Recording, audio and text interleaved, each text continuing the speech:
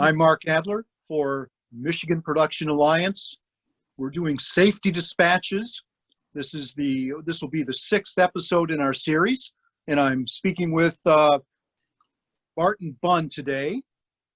Hi, Mark. And yeah, it's been quite a week. We're facing the reopening, aren't we? We're talking about reopening procedures in California is getting ready to supposedly resume production. What are you hearing? Well, that is exactly right. The guidelines, as we have found, are coming out fast and furious. The Camera Guild 600 just issued their guidelines, and they've made very specific not request. They want things done, particularly when it comes to, their crew being able to operate the equipment. They want to have a separate person that's responsible for sanitizing the boxes, the lenses, everything they touch. There's a lot of gear there, and that's going to be a specific need, and someone's going to have to be trained to do that. So and that's the most sensitive part of the, that's the most sensitive piece of equipment on the set. It's somebody who would have to come in. We're adding not only a sanitation worker, but really a person who knows the camera extraordinarily well. Absolutely, and the camera rental houses have very specific guidelines because, you just can't throw anything on their touch screens and on their filters. So this person's gonna have to be trained. And this is what I'm wondering. We're jumping back in my opinion, a little prematurely. Still a lot of things that want to be worked out. I mean, there's a lot of energy to say, hey, let's get open again and let's get started. But how many, we're going to be starting really slow. There's just a lot of things that are still being worked out. I don't think do you think we're ready? We may not be, but, people are preparing these guidelines. As I've said in previous episodes, OSHA is there. We've always understood OSHA guidelines and tailored them to our part of the business. And now we're layering CDC, HHS, and everyone else's guidelines, which are modeled after those guidelines. So we're just going to have to figure this out and look at sets with new eyes, as if it's all of our first days. Yeah, that's the feeling. I just don't want to be the guinea pig. I feel I want to make sure that we do this and we do this right, and that we're not taking, that the expediency doesn't get in the way of safety. I'm just extraordinarily concerned about that first crew that goes back to work on June 12th. I just want to make sure that they are really, really, that they have oversight, that they have safety. They have safety people that not only you can go to and ask questions and help, but actually the safety person can come and say, hey, do it like that. Your concern is justified, and someone will actually be the guinea pig. And, it's going to be a choice, and that'll be a question that crew members, actors, producers all ask. What are the guys, how are you doing this? And have you done this before yet? Do you feel comfortable? And the level of confidence has to be pretty high. Okay. Well, and we've also had a chance this past week to review and some of what we talked about on our previous episode about live events and the challenges that are going to be posed there. And the kinds of things that they've put forward are maybe good for, well, no, actually, I've had a lot of issues with all of it. Everything I've read, I'm like, this is not, I was in New York over in February, and I'm trying to think of, you can't do any of this stuff. You can't get all these people in the door. And, they're talking about, they want to test every audience member that comes in. They have to, or take a temperature check. And, that they're talking about, metal detector security, which is the norm. That's been that way. If you're going to a Broadway show, you go through you empty your pockets and things like that. But now those front of house, those ushers and all that, they've got a much bigger job now of managing these crowds of people. And the part that makes me nervous is I'm just nervous for the performers. I'm nervous for the people. I'm nervous for the companies because they can't even fill their house to capacity. That's a real tender one is the live events. Right, right. And indeed, the getting the people ready, getting the guys that take care of us as audience members, as the participants, that training and training the trainers is going to be a very important thing that is just starting to be talked about. They're just figuring it out. Okay.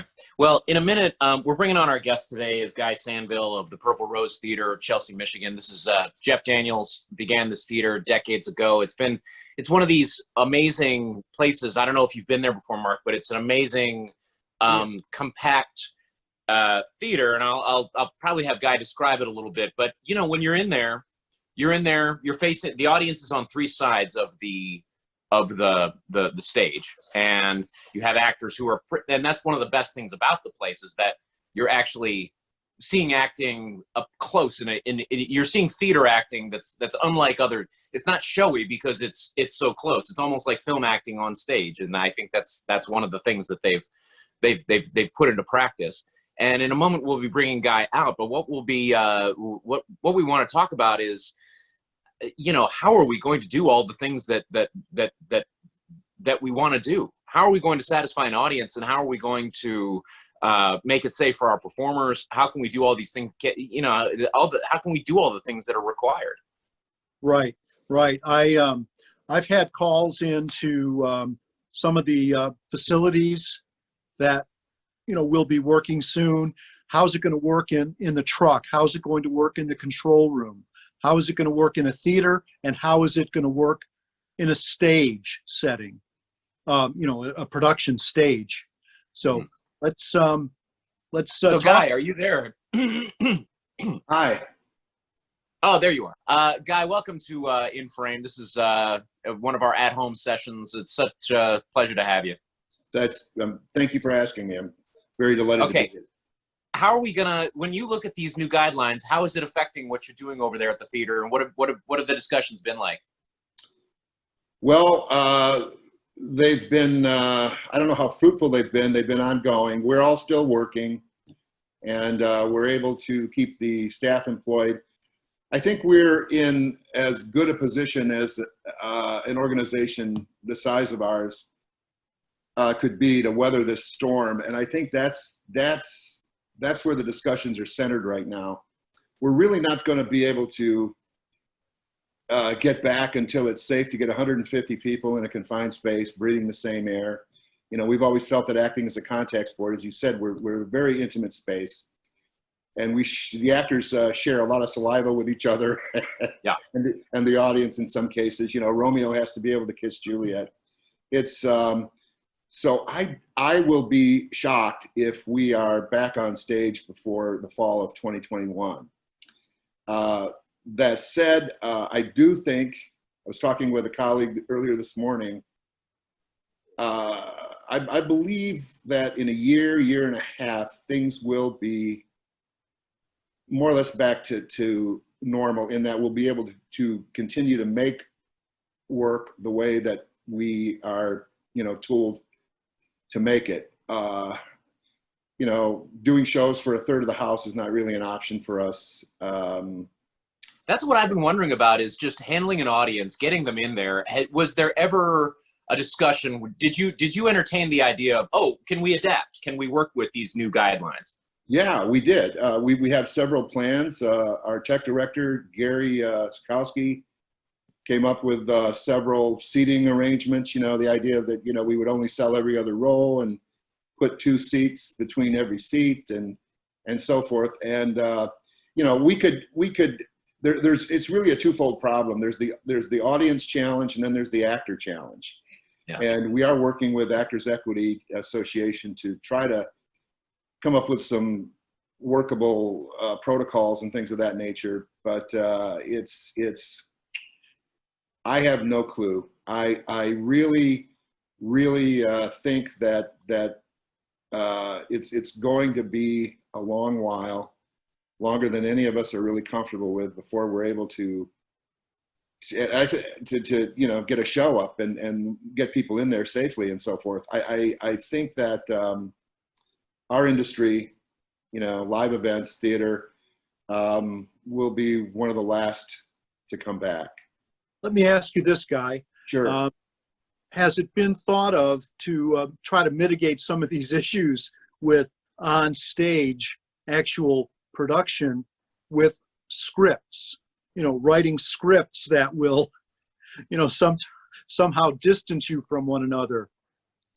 Yeah, no, not really. I mean, who's gonna, I mean, I personally am not going to be interested in any pandemic scripts for a while. Who's going to want to see that? But also just the form, the content of, yeah. how could you do a performance that's separated enough? You really can't. I mean, we're a very physical company, and we work hard on that. And whether you're kissing somebody or throwing a punch, or we like to say in every great script, there's at least one great hug. And we just can't work that way. I am very excited though about some of the things that I see coming down the pike in the film and television industry, and the cost of making this stuff is going to go up exponentially. But I'm planning. I was planning on shooting a short film in October, half hour, 40 minutes. Got a budget, and it's I don't know if I can afford to do it now. So what you might have started off with an idea of like a small crew and a certain, your production had a certain look, design to it all initially, as far as how it was all going to work, the coordination of these things. But suddenly you've got to add safety, you've got to add people to every department, you've got to add PPE, you've got all these extra things that they're going to ask you for. Exactly. And I'm just not, I mean, I have, I'm hire a professional, crew and stuff to handle the whole thing. But I just don't know. I just don't know if I can afford it. I mean, I've only got about, $25,000 to work with. And we're talking, basically 4 locations, all of them, inside a pickup truck, inside a bedroom, inside a bathroom, 2 rooms in a hospital. But it's a cast of really about 5 people with a few extras. And I just, as much as I want to do this thing, I'm also writing a television show with Brian Letcher, and we have we have some serious interest, and I was, shuttling back and forth to LA, and who knows when really, they're going to be back to work. I read Tyler Perry's plan to get back, and I thought it was just fantastic, but my God, he can afford it, but it's not a very feasible plan unless you have Tyler Perry Studios, which are a brand new state-of-the-art facility. Yes, exactly. And it's I don't know. It's, the situation is so fluid, and so is reliable information. I mean, trying to, I think the failures of our federal government, I think if we'd had competent leadership in the very beginning, I think we'd be talking about going back to work after the first of the year. I really do, as far as live theatrical events go. But I will be flabbergasted if that's the case. And I think the regional theaters will be back before Broadway. And but there are some producers out there who are trying to form tours for red states and things of that nature, and most of them will be non-union.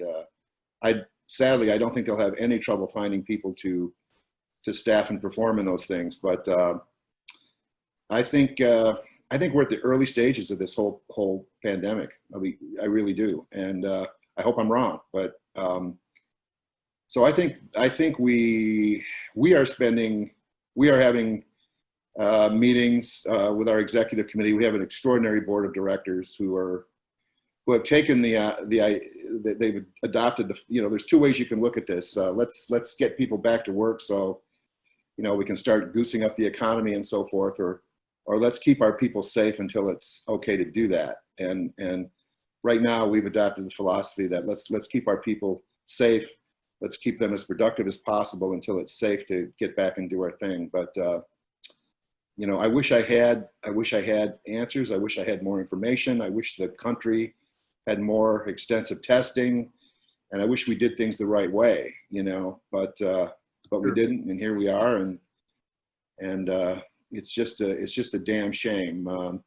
We are trying to maintain a connection with our audience and our donors virtually, and that's been pretty successful. Jeff did 4 concerts, which raised a whole lot of money on YouTube. How were you able to do those? Did you do those over Zoom, or you did them over YouTube, or some We kind did of? those on YouTube. Jeff has Jeff and his sons have a studio called 2188. They do a lot of commercials and industrials and audio recordings and things of that nature. And they outfitted themselves with you know, the proper equipment to do a really first-class video production. And he said, you know, the first 2 were really just previews, but the last 2 were really, they were all extraordinary. And then they were free, and we advertised them, and then people were invited to donate money. And you know, we're a 501c3 not-for-profit, and we have to fundraise about $1 million a year. And over those 4 concerts, we raised about $175,000. Oh, that's fantastic. Yeah. People care a lot about us, and you know, fundraising has been robust. We have a great development department, and again, a very fine board of directors. I think that would be the envy of any not-for-profit institution in the land. And we've been able to keep everybody employed, including the apprentices. And there's still work to be done, even though we don't have a show on stage. And we will be back, but who knows what that's going to look like? Who knows when that's going to be? Well, I look at these guidelines that were put out, and I said, this isn't covering it. This was obviously not written by people who make theater. You know, like I just said, this is not going to cut it. I mean, do you look at that and say, oh, okay, some companies can open that way? I look at it and I say, this is completely absurd. I agree with you, Bart. I mean, they hired a consultant from OSHA, and who had no idea about, you know, what we do or how to do it. So they had to spend the first month educating them. And the guidelines they came up with are, well, one of them involves testing that doesn't really exist yet. So it's really, it's impossible to go back to work with those, under those guidelines. It is for us anyway. I'm sure that some folks will try it, but it'll be a long, long time before I'm comfortable sitting in a restaurant or a theater. Yeah, I can't enjoy myself if I'm worried about contact, and I can't. Also, you know, the seating. I can't imagine any theater is going to want to seat, you know, at a third of their capacity or less. You know, I mean, a percentage of their capacity in order to separate people out. It's going to either drive up ticket prices through the roof, or you're just going to lose your shirt. Exactly. That's exactly right. Yeah. Yeah. Well, I mean, so, but content-wise, do you, looking towards the future, because our lives are different. I know you mentioned you don't want to do a pandemic show, and you're not in the mood for that at the moment. But how do we talk about how this is, you know, like affecting our lives? How do we talk about how this affects this is a huge moment in the human story. I would imagine that this is going to give rise to certain new trends in theater. Are people talking about it? Are people writing about it? Are people developing something? I'm sure there are. We've been, you know, we always have several new plays in development, and we don't pick plays based on issues. That said, we've covered about every issue there is to cover. We've done plays that deal with abortion, date rape, war profiteering, sexual intolerance, racial intolerance, but they're all plays about people, you know, fighting incredible odds. They're good stories. We try not to do propaganda. You know, good stories try to represent both sides of an issue with something like equal force and clarity. Somebody wins, somebody loses, somebody changes, somebody doesn't. So, you know, I've always had sort of a rule about war plays with regard to that, because the time to do a play about a war is after it's over, not when you're in the middle of it, because it's hard to be objective. Good And point. I can't imagine trying to really, really make some kind of, piece of art that you can, that really can talk about the moment that we're in, because we haven't seen to the other side of it. We are right in the midst. exactly, Bart. And so we'll see. I think there might be some great work coming out 5-6 years down the road, maybe. But right now, it's too close. People are too angry. And we work in a very reactionary business anyway. Most people who work in this business are fairly progressive and open and reactionary. And I'm all about the passion. I was having a conversation with somebody the other day, and they were like, "We love, the passion, particularly of the younger people right now. It's a beautiful thing. My hope is that many of them will decide to run for office and change this stuff. But we try to do work that entertains and enlightens and challenges people, but we try not to tell people what to think. And Well, how do you draw the line, and how do you keep politics and art in the right balance? Because you can't ignore that we're in the world, and your play is going to, one way or another, deal with the moment that you're at. You could be doing, Hamlet, or you could be doing, performing Oedipus right now, and it would still feel, of our times. And that's the way you do it. That's the way you do it. I mean, when we did All My Sons, was right in the middle of this whole Boeing mess and all that stuff. And that's not why we did the play. But Oedipus, there's it's a great story, and it's more timely than ever. I think, that's the way to do it. Is it a good play? Does it, is it structurally sound? But we try not to preach. We try not to tell people what to think. A lot of theater, there's a lot of propaganda right now. Propaganda I totally believe in, but masquerading as art. And, I'm not interested in a play that, makes fun of, Fox News. I hate Fox News. That's not the point. But a play about somebody who a Sean Hannity who changes, who finds the light, that would be interesting. Aaron Sorkin is somebody I admire very much, and I met him once. I had an opportunity to tell him that, he did an incredible series called West Wing, and he really, it was about a Democratic administration, but there were Republican heroes. He did a great job of walking that fine line, and I was able to tell him that, and it was it's really great storytelling. All plays break down to one thing: good stories. They're about people who change or don't change, and if they change, you got a comedy. If they don't change, you got a tragedy. And what is a good play for our times? Like, what do you think? What do you think? Is there anything what are people looking for? Are they really? I wonder if they really want to go and see something about current times, or if they would rather. Is theater more of an escape? Is theater more meant to be, fun? What's wrong with that? Well, there's nothing wrong with that, but I think what people want. I think what happens in our place when we're doing it right. I think people want to feel something. I think we have a need at the cellular level to sit in the dark with a room full of strangers and share stories and feel something. It's not an intellectual exercise for me. I don't want people thinking about things when they're in our theater.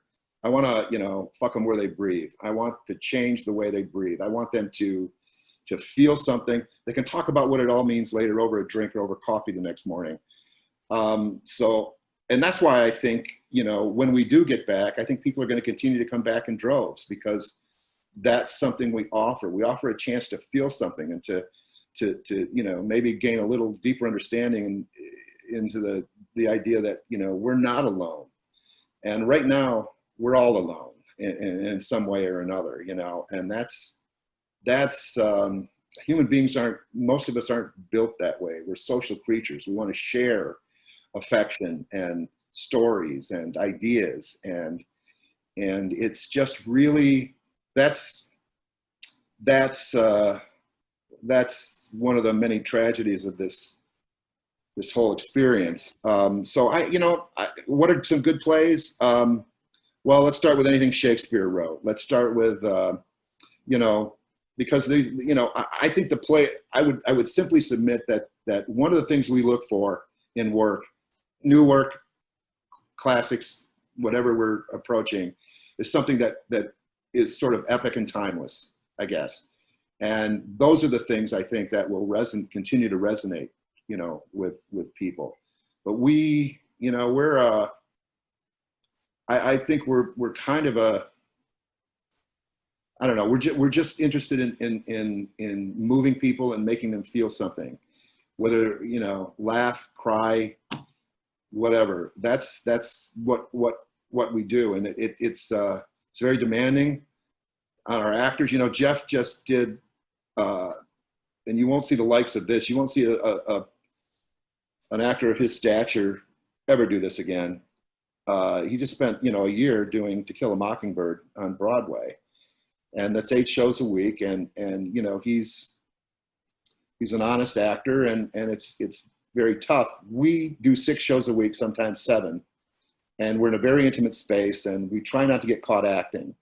Your body doesn't always know that you're acting. And, we tell actors, don't cry. I mean, if don't fake it. If it's there that day, great. If it's not, don't fake it, And we're able to take things to an emotional pitch that you really can't do, when you're doing, 35 shows a month. It's really, really hard. So I don't know. I wish they'd come up with a goddamn vaccine. I don't see how we're going to be able to do anything without it. I mean, I really, I've been on team vaccine this whole time, because I'm like, well, that's one way we could reopen again, is if we had, if everybody was a card carrying, if you've had the shot. Yeah. And I don't think I don't think we're going to really be able to go full throttle until that happens, sadly, but, or at least until there's some effective treatment. It's, well, the reopening was premature because we didn't have the damn vaccine and we didn't have the effective treatment. The reopening almost felt arbitrary. It feels like I'm concerned. I'm just concerned that people are going to let it all hang out, and it's way too dangerous. It's way too early. Maybe not just for you, but for somebody else around you. Absolutely. I mean, in the last week, we've gone from 26th in the nation with COVID cases. We're back down to 8th now, and it's not, you just can't wake up one day and say, okay, it's over. Let's have at it. I mean, it's a fatalistic idea that people have, where it's like, well, we're just might as well, like if we can't have, if we don't have an economy and we don't have public health, let's at least get one going. Let's at least re-stimulate the economy. But I think that the devastating impacts, I mean, we talked about, like, what if a production had to shut down? There are a lot of companies that we haven't settled the insurance aspect of film production at this point. Right. And we could go back into rehearsal for a play. We could rehearse and get up to, the first preview, and then somebody tests positive. You got to shut the whole damn thing down. I mean, it's just not a good investment at this point. Showbiz has never been a great investment, but definitely right now the risk is just like, like kind of too much for anybody's comfort. Right. Yep. Now, Guy, do you have anything planned? Like, do you like this technology? Do you have anything planned to do via, do you and your actors continue to work via Zoom? Do you work via remote? Do you keep anything going? How do you do most of the stuff that you want to do? Well, we're focusing on using this technology to maintain connection with our audience and our donors. We came up with something called the Purple Rose Monologue Project, and we paid actors a very small fee, and they did monologues in their living room or whatever that they had performed on our stage. And we are offering free classes in the fall through next year.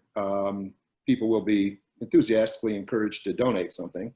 But yeah, we'll be doing a playwriting workshop, an audition monologue intensive, and something called the International Phonetic Alphabet Workshop, which deals with dialects and accents. Those will be free. And you know, we're doing what we can. I think this medium sucks though, for, you know, I mean, I'm going to be doing something in the next few weeks. Jason Dauntner, who was the production stage manager on Mockingbird, and he's got a very storied Broadway career, is doing something called Projects with Jason.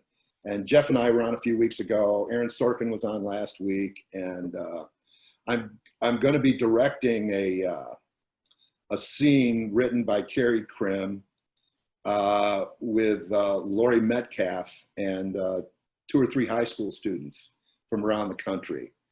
And as just one of the episodes is about, you know, it's about Laurie and it's about, you know, process. And I put something on Facebook.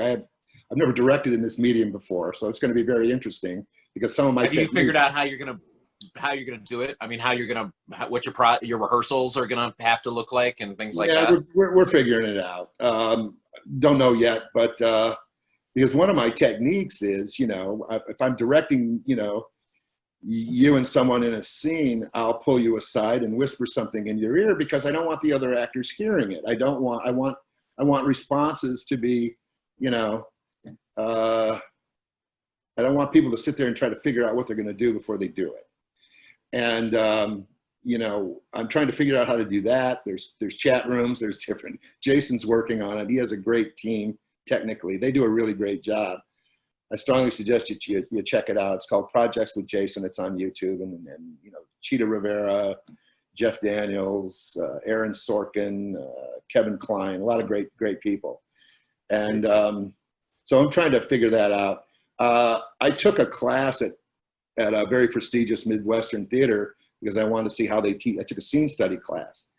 I learned what not to do, but the technology is it's very difficult to act with somebody when you're not in the room with them. That hasn't changed. So it's hard because you're over here. You can see yourself sometimes on the screen. You can see the actor, but there's a delay. There's the quirks of I've seen it done. I mean, I've seen some cute stuff. It looks a little bit like Hee Haw. You know, that it's just a little off. It's just a little disjointed, and it's not smooth. It doesn't have like it doesn't have a lot of polish on it right now. I think people recognize what it is. It's just that we're all working within the limitations that I mean, this is a brand new thing too. This communication was dropped on us very, very suddenly. I feel like I had never done Zoom before.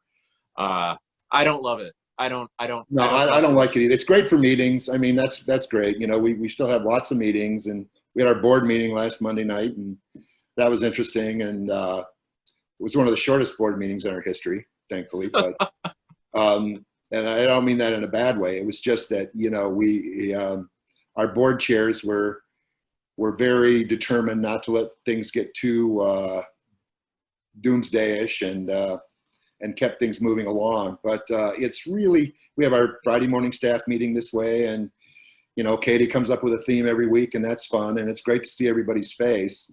I go into the office. I only live a couple blocks away from the theater, so I go in the office almost every day, and there's usually just, you know, a couple of people there. But yeah, this technology, you know, movies and TV are movies and TV.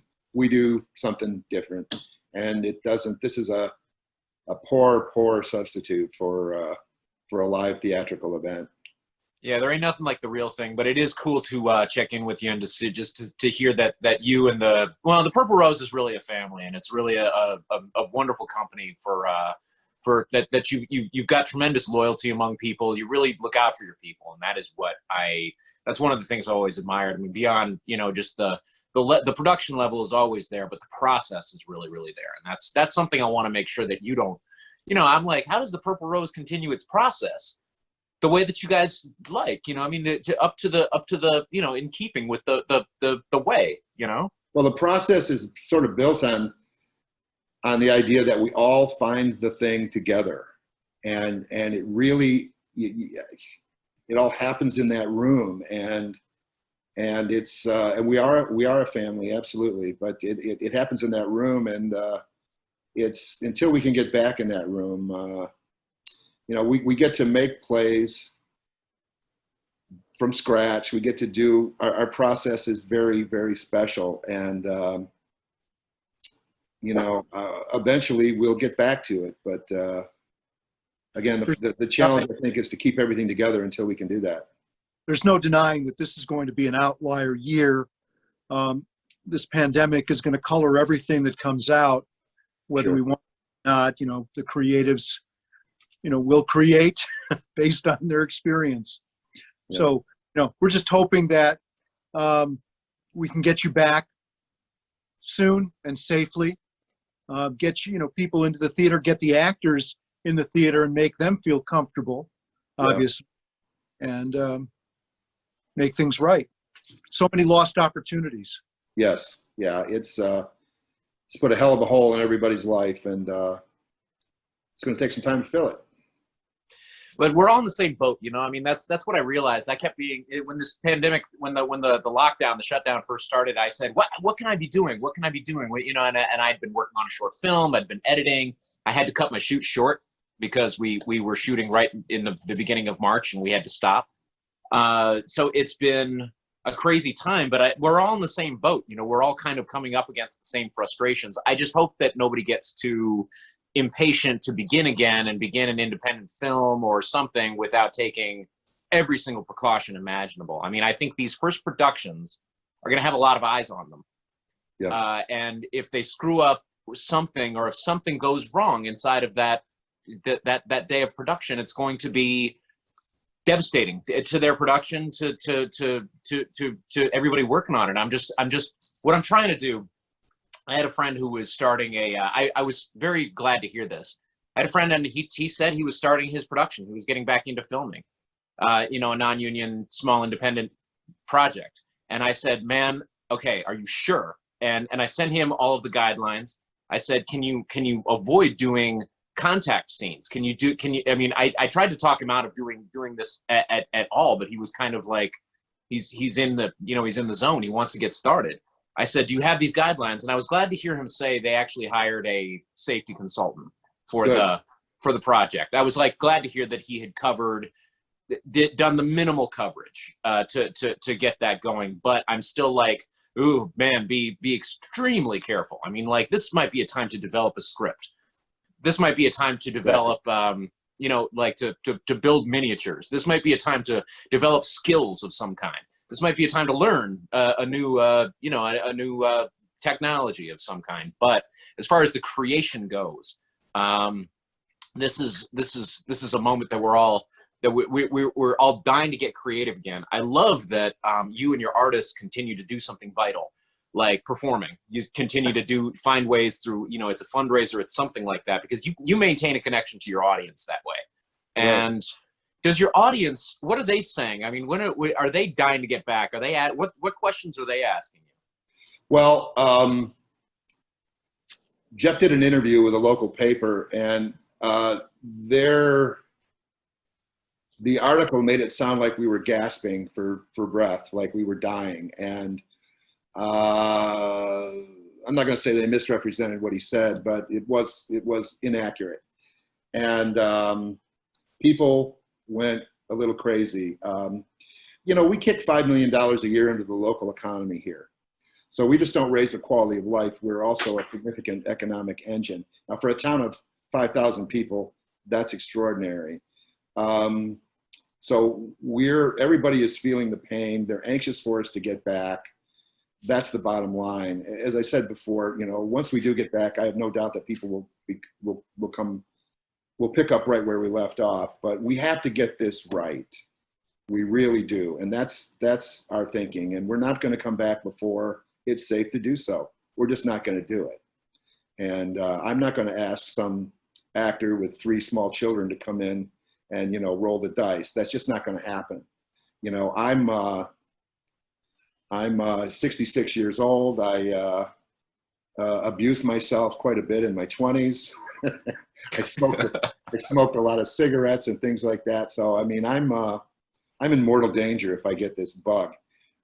So, you know, we're going to take care of each other. We're going to continue to take care of the work to the extent that we can, but we're not going to come back until it's safe to do so. We will be back.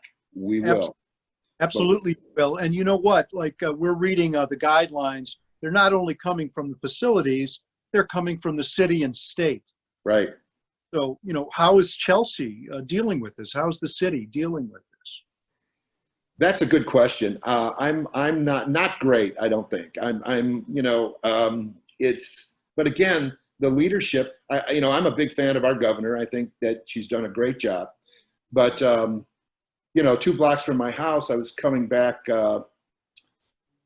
Friday night, we had a vigil in a local park, Black Lives Matter, and I was there. My daughter was asked to speak.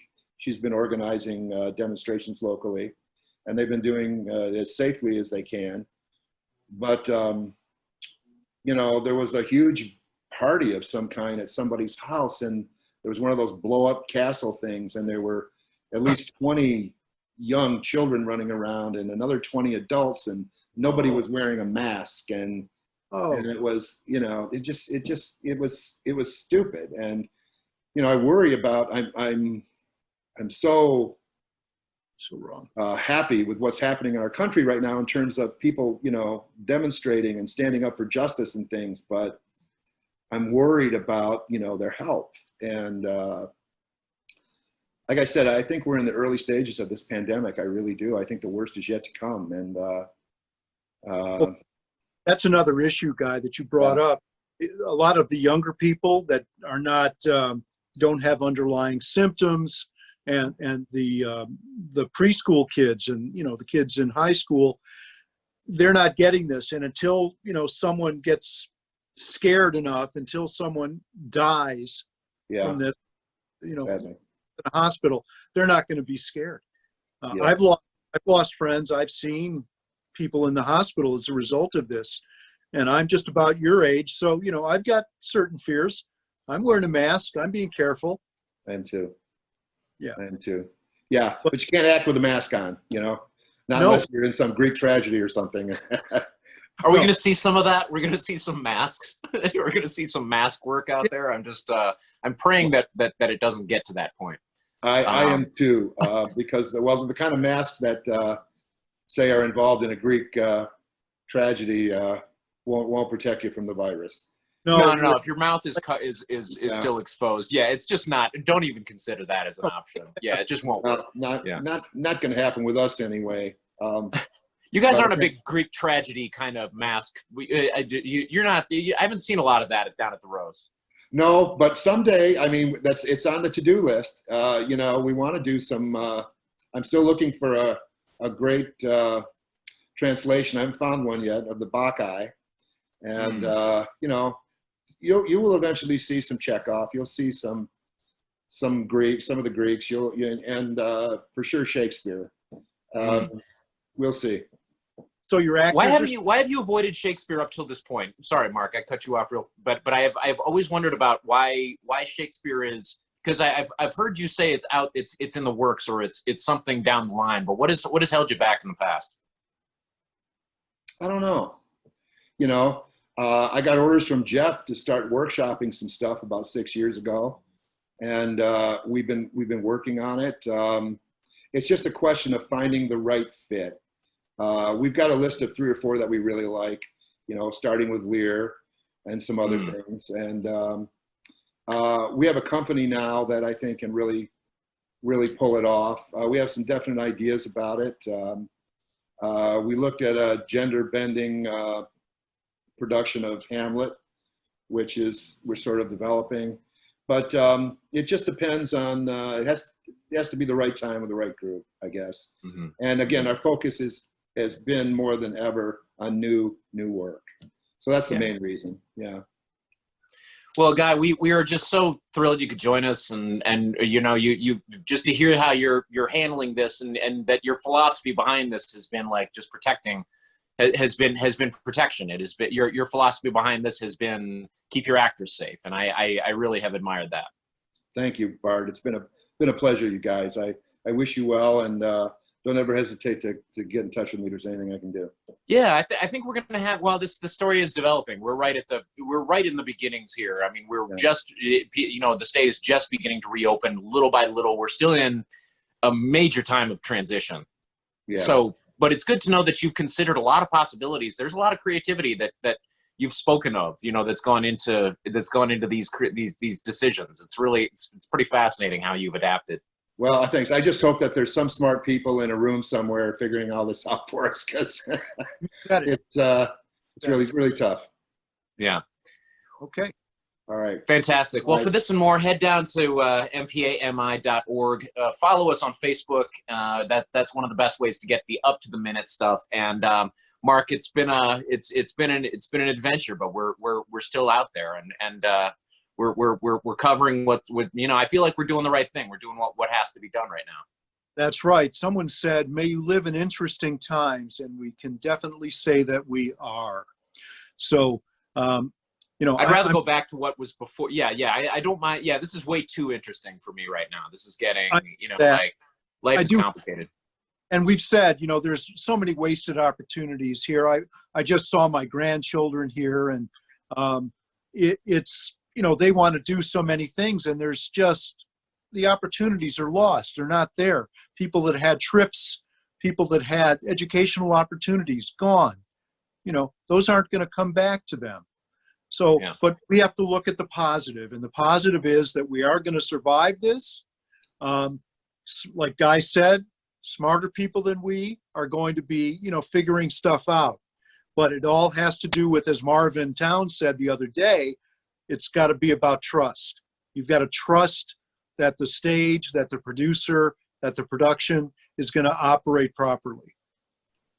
Well, we're on it, and I especially want to be following the whatever productions are starting up. I just want to see what they're dealing with and how they're dealing with it.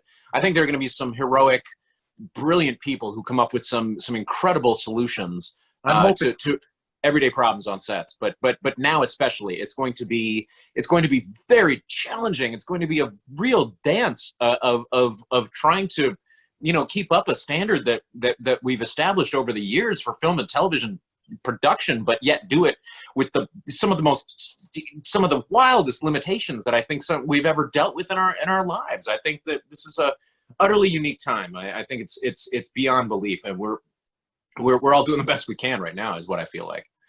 Agreed. So, folks, thank you for watching.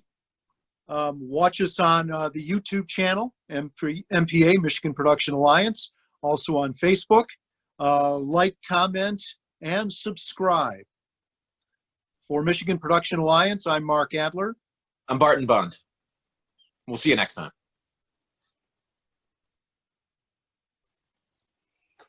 Okay. That should give me enough time. Now I don't have to look like an idiot here, because I never. I'm so sorry about that middle with introducing him. I thought I somehow I thought he was going to come on a little sooner, but then